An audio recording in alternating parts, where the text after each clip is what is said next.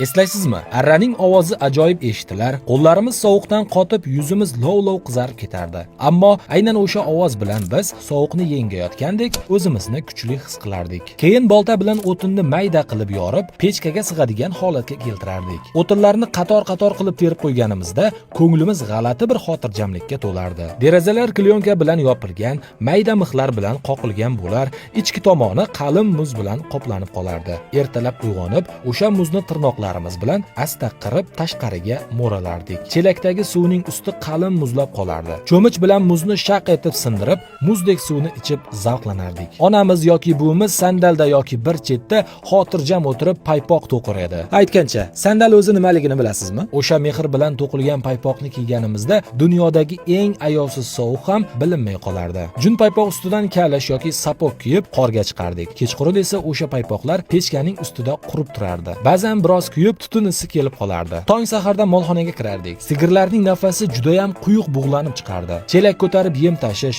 molga qarash bizning oddiy ammo haqiqiy hayotimiz edi. Kechqurun eski televizor yoqilardi. Hammamiz bir ko'rpa ichiga kirib olib, jim tomosha qilardik. Tunda qishloq sukunatga cho'mardi. Uzoq-uzoqlardan itlarning hurishi eshitilib turardi. Uy ichida sarg'ish chiroq yonar, derazalar bug'langan, eshiklar sovuq edi. Ammo shunga qaramay, aynan o'sha kunlar qalbimizdagi unutilmas, eng issiq xotiralar bo'lib qolgan. Xo'sh, sizda yoshlik qanday o'tgan? Yoshlikka bir lahza qaytara olgan bo'lsam, bitta like bosib ketishni unutmang.